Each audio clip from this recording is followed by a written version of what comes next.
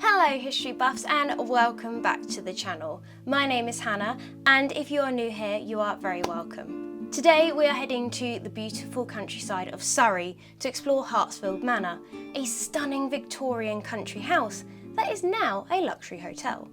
But we're not just here for the architecture, gorgeous as it is. We're here to tell you about the last family to call this place home, the Higfords. And what a family they were. Picture this. A man so eccentric that he changed his name to Higford, which is his surname. So his name is Higford. And he had 5 remarkable daughters who would go on to become everything from a countess to a suffragette, and enough family drama to fill a Victorian novel. Oh, and there's a monkey that climbs maypoles. So trust me, this is gonna be good. So grab a cup of tea, grab a cup of coffee, whatever you want, settle in, and let me tell you about the Higfords of Hartsfield Manor. Let's start with the man himself, Higford. Yes, you heard that right. And no, that is not a mistake on my part. Higford was born in 1840, and he actually started life with a much more ordinary name. But we'll get onto that transformation in a moment. To understand Higford, we must first meet his father, Daniel Higford Darwell Burr. Now, Daniel was what we might politely call a character. He was a Member of Parliament and Justice of the Peace, but he was also completely obsessed with animals. We're talking monkeys, snakes, and a whole menagerie. And according to local records, his monkey was famous for climbing the maypole on the village green.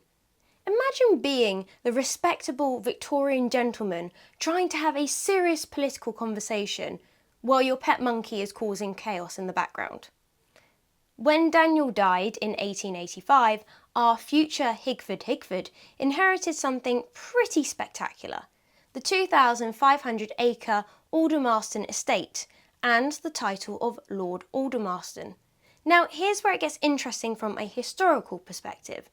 Previous holders of this title included some pretty big names like William the Conqueror, William Rufus, and King Henry I. So, not bad company to be in.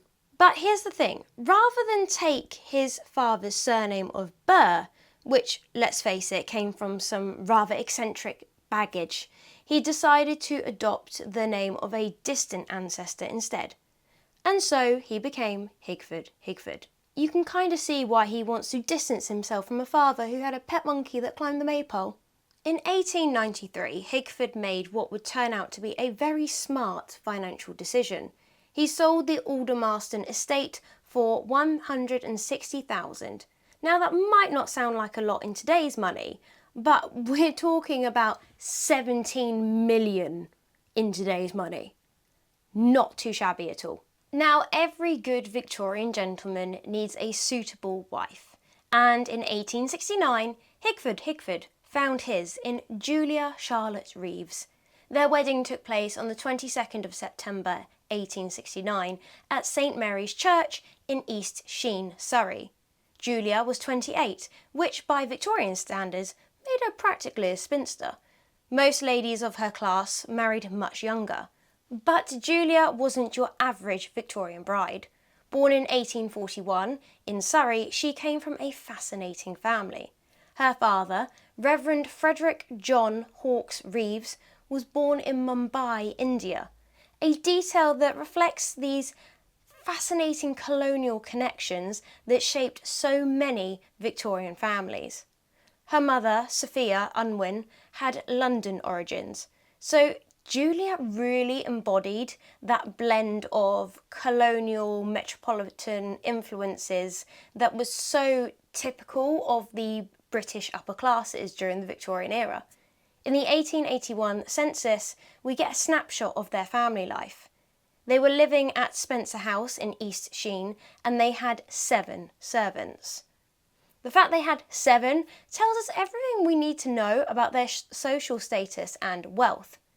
Julia had clearly received the education typical of a clergyman's daughter. So French, music, domestic management, all designed to prepare her for exactly the kind of strategic marriage she made with Higford. In 1893, the same year Higford sold his inherited estate, he and Julia bought Hartsfield Manor. This wasn't just a house purchase, this was them establishing themselves as the premier family in the area. The manor had been completed in 1869, so it was relatively new. By this time they had 5 daughters: Margaret, Lillian, Catherine, Alice, Mary and Sybil Ann. And according to local records, Hartsfield became quite the social hub. There's a wonderful extract from the memoirs of Mr. James Young, a local coal merchant who wrote about the manor in 1893. Hartsfield Manor was beautifully kept, with the lake clean for swimming and bathing. I can remember seeing 2 young men driving away from Hartsfield. They had a dog cart with tandem horses, and they were the princes of the Tech family, brothers of Queen Mary. Relatives of the future Queen Mary, consort to King George V, were at Hartsfield Manor.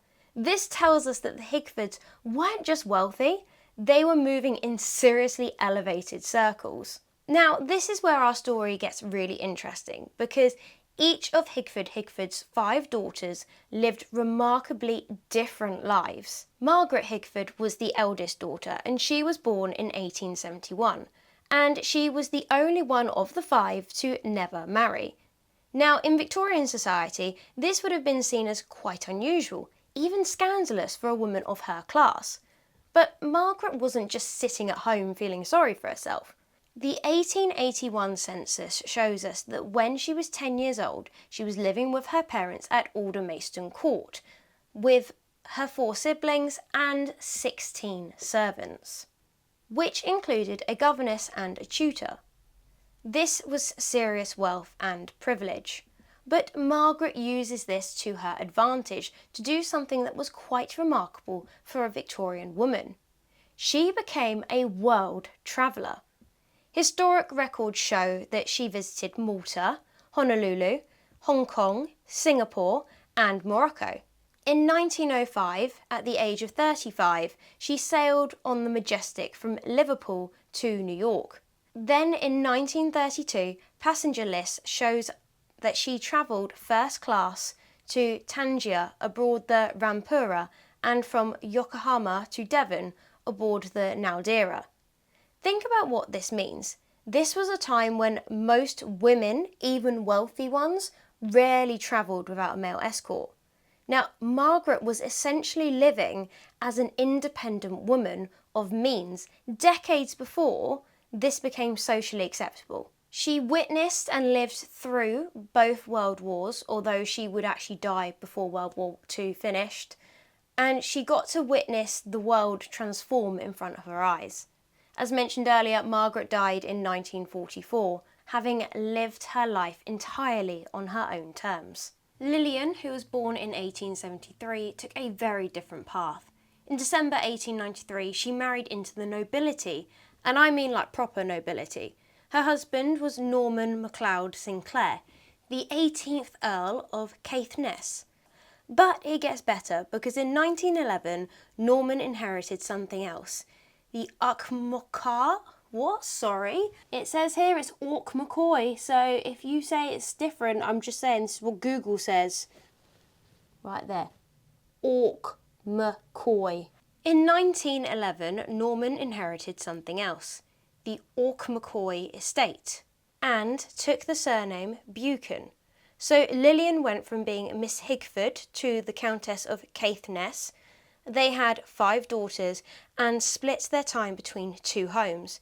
12 Palace Gardens, Terrace in Kensington and the Orc McCoy house in Aberdeen. Not bad for a granddaughter of the man with the pet monkey. Lillian died in 1933, having successfully established her family in the highest echelons of British society. Catherine was the 3rd daughter and was born in 1875 in Hanover, Jamaica. Now, this is intriguing because what is the English gentry doing in Jamaica? Well, this suggests that Higford had colonial business interests or possibly estate management responsibilities in the Caribbean. The family was back in England by 1881, but this Jamaican birth gives us a hint of the global reach of the Victorian wealth. In 1901, Catherine married Henry Campbell Alcorn Bingley, a London magistrate. The Illustrated London News and London Gazette documented this union, which connected Catherine to the influential Bingley family of Branham Park in Yorkshire, though Henry's branch maintained London residences at Hare Court in Temple. Henry was apparently known for defending the down and out, and was described as being soft-hearted but just. When he died in 1939, his will included small bequests to 3 waiters, £250 to their cook, which tells us something lovely about his character and how he treated his staff. During World War I, while her husband served as temporary lieutenant in the Army Service Corps, Catherine would have been involved in the kind of home front activities typical of officer wives, so welfare committees and support work. After Henry's death in 1932, Catherine lived her remaining years in Torquay, Devon, until her own death in 1944. Sybil Ann, who was born in around 1875, followed perhaps the most conventional path of all the sisters, but by no means her story is no less interesting. The 1881 census shows her living at Aldermaston Court with her 4 sisters, and those 16 servants we keep hearing about. In a delightful snippet from the Surrey Mirror, dated Friday, December 6th, 1901, we learn that Sybil Ann wins a prize for poultry. And I just love this detail because it shows us that even wealthy young ladies were expected to have practical skills and interests. In July 1904, Sybil married Francis Montague Beaumont from the Beaumont family of Buckland Court. The Dorking and Leatherhead Advertiser gave us a gorgeous description of their wedding, which happened on the 23rd of July 1904. The bride looked very lovely as she walked up the chancel, leaning on the arm of her father, and attired in a gown of ivory satin and chiffon, with court train, the bodice being trimmed with old Brussels lace, the gift of her mother. She also wore a diamond pendant, the gift of the bridegroom's mother and father, a diamond brooch, the gift of her own mother, and carried a bouquet of mixed white flowers. The bridesmaids wore cream lawn trimmed and Valenciennes lace, pale blue sashes, and white chip hats trimmed with blue flowers and chiffon, and carried bouquets of white sweet peas. Francis was a major and founded the Buckland Beagles, serving as master of the hunt. There's a wonderful detail, and that in 1909, both Sybil and Francis attended the last meet of the season, and a newspaper reported that the hunt charged through Hartsfield's grounds, chasing a hare. Their only child, Crystal Catherine Beaumont, was born on the 10th of December 1908. Crystal later married John Manners in 1936, connecting the family to yet another aristocratic line. Sybil became a widow when Francis died in 1932, and she lived at Phillimore Gardens in London until her death on the 25th of May 1949. And now we have got to Alice Mary, born in 1876. And oh my goodness, where do I even start with this woman? Like, she's absolutely the star of this story, and her life reads out like something like from a novel. So Alice Mary was a trained artist, but more significantly, she was an active suffragette. And this created some serious problems for her father, who, don't forget, was in the House of Lords. So imagine being a conservative-leaning peer trying to maintain your political reputation while your daughter's getting arrested for chaining herself to railings. Alice Mary joined the Women's Social and Political Union in around 1905, roughly when Emmeline Pankhurst was launching her militant campaigns. The 1907 Black Friday protests saw Alice Mary arrested outside Parliament. This was a massive scandal for the family. Victorian society simply didn't know what to do with upper-class women who got themselves arrested for political causes. Her father had apparently had enough. According to the records, he made a strategic decision to remove Alice Mary from British political circles through what we might politely call a matrimonial alliance. In other words, he was going to marry her off to get her out of the country and out of the newspapers. Enter Eivind Ekbo, a 34-year-old Norwegian lawyer. Higford apparently met Eivind in Norway and thought he would make a suitable husband for his troublesome daughter. The marriage was arranged, and in 1907, 31-year-old Alice Mary married Eivind. But here's what makes it really interesting: the dowry. According to Norwegian records, Alice Mary received a dowry of 700,000. Now, in today's money, that's the equivalent to 98 million. This wasn't just a dowry. This was essentially buying Alice Mary a new life in a different country. The Surrey Advertiser reported on Saturday 25th of May 1907, a marriage will take place early in June between Captain Eivind Ekbo of Christiania, now Oslo, and Alice Mary, daughter of the late Mr. Higford of Hartsfield, Betchworth, Surrey. Wait, the late Mr. Higford? Yes, unfortunately, Mr. Higford had died in 1906, shortly after arranging the marriage. According to the Newbury Weekly News of Thursday, on the 3rd of May 1906, his death was announced, and his will was reported in the Illustrated London News on the 23rd of June 1906, showing the value of his estate at £308,969. So Alice Mary married Eivind Ekbo a year after her father's death, so 1907, with that enormous dowry forming the seed capital for what would become the Ekbo Foundation, which is still one of Norway's largest charitable foundations today. The couple bought a 24-acre forest plot with commanding views over Oslo, and Alice Mary helped design the villa that they built there. It's been described as a Gothic castle in a Norwegian forest. The Ekbos commissioned an architect called Magnus Poulsen to design Villa Ekbo in Oslo's Frogner district, which was completed in 1914. This was Norway's first private residence with central heating and electric lighting, and it became a salon for cultural elites including Edvard Munch and Roald Amundsen. Alice Mary's artistic talents flourished in Norway. Her 1918 Viking ship tapestries series, which blended Anglo-Saxon and Norse motifs, is now in the museum. She funded photographer Anders B. Vals's 1922 Svalbard expedition, and in 1924 she partnered with Rudolf Steiner to establish Scandinavia's first biodynamic farm. On Eivind's 50th birthday in 1923, they formalised their philanthropic vision through 3 initial endowments: an agricultural innovation fund, a women's education trust, and an artistic fellowship programme. But the marriage wasn't built to last.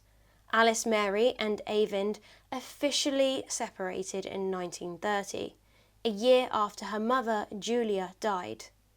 Alice Mary moved permanently to Nice in France, though she maintained connections with Norway through the foundation.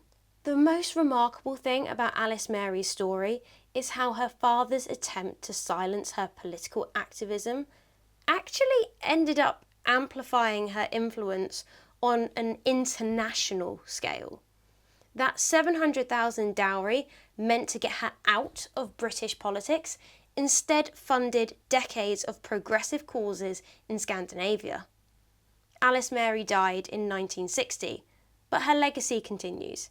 The Ekbo Foundation underwent restructuring in 2003 into a 150 million NOK trust focused on photographic conservation and Nordic-Baltic Arctic collaborations. In 2017, the Sisters of Change exhibition at London's National Portrait Gallery showcased her 1905 arrest records and prison sketches. Her descendants continue her work. The current foundation chair is Ingrid Ekbo, born in 1962, who oversees an annual 15 million NOK grants programme supporting photographic arts. After Higford died in 1906, Julia continued to live at Hartsfield Manor, but the dynamic had completely changed. The 1911 census shows us Julia living alone with her household staff, a cook, kitchen maid, 2 housemaids, a lady's maid, butler, and footman. 7 servants for 1 elderly lady. This was still serious wealth, but it must have felt quite lonely in that big house. According to Higford's will, dated the 15th of April 1902, and reported in the Illustrated London News on the 23rd of June 1906, Julia inherited all of the household furniture and effects, and during her lifetime each daughter's income was to be made up to £500 per annum. That's a substantial amount, and like in today's money, each daughter would roughly be receiving £70,000 per year. No wonder they could all afford to live such independent lives. Julia lived at Hartsfield for over 20 years after her husband's death, maintaining it as a family gathering place. By the 1920s, the era of the great country house was coming to an end. The costs of maintaining such a magnificent property, combined with changing social expectations and higher taxes, just made it increasingly difficult for even wealthy families to sustain these enormous households. Julia Charlotte Higford died on the 20th of February in Reigate, Surrey in 1929 at the age of 88. Her death was announced in the Sunday Mirror on the 4th of October 1929. With her passing, the Higford era at Hartsfield Manor came to an end. The manor was sold after Julia's death, and according to the records, the sale particulars are actually on display at Hartsfield today. So if you're interested in a wonderful piece of history, then yeah, if you visit Hartsfield Manor, you can still see it. It's on the walls. That's where I got most of this information from. This sale marks the end of the great country house lifestyle that had defined the Higford family's time at Hartsfield. The manor would go on to serve various purposes before eventually becoming the luxury hotel it is today. But it would never again be a family home in the way it had been for the Higfords. And as somebody that has stayed at Hartsfield Manor, highly recommend. It's a beautiful property. The story of the Higford family at Hartsfield Manor is really the story of an end of an era. Higford, with his eccentric father's legacy and his strategic marriage and business dealings, represented the height of Victorian prosperity and confidence. Julia, with her colonial connections and domestic management skills, embodied the Victorian ideal of the accomplished gentlewoman. But it's their daughters who really tell the story of how the world was changing. Margaret, the independent traveller who never married. Lillian, who married into nobility and established her family in high society. Catherine, who chose a respectable professional marriage. Sybil Ann, the one who chose the traditional marriage route and motherhood. And Alice Mary, the suffragette whose political activism led to an international life and legacy that still continues today. Each daughter navigated the changing world in their own way, and yet none of them would live the same kind of life that their parents did. The world of enormous country houses staffed by dozens of servants, where princes dropped by for tea and hunting parties thundered across the grounds, were disappearing. Today, when you visit Hartsfield Manor as a guest, you're walking through rooms where these remarkable women grew up, where political discussions shaped policy, where artistic talents were nurtured, and where one young woman's passion for justice ultimately led to a foundation that's still changing lives today. The Higfords may be gone, but their story is preserved in newspaper clippings, census records, and the very walls of Hartsfield Manor itself. It reminds us that history isn't just kings and queens, but there's sometimes just as fascinating stories that belong in relatively normal families like the Higfords, who lived through extraordinary times and left their own mark on the world in a way that's both expected and surprising. And somewhere in Surrey, there's probably still a descendant roaming around of that maypole climbing monkey. Thank you so much for joining me for today's episode on Hartsfield Manor. If you enjoyed this video, then please leave a like, subscribe to the channel if you haven't already, and if you really enjoyed this video, then why not support me with a super thanks? And let me know in the comment section down below which of the Higford sisters was your favourite. Or maybe it was their parents. But until the next one, have a wonderful day.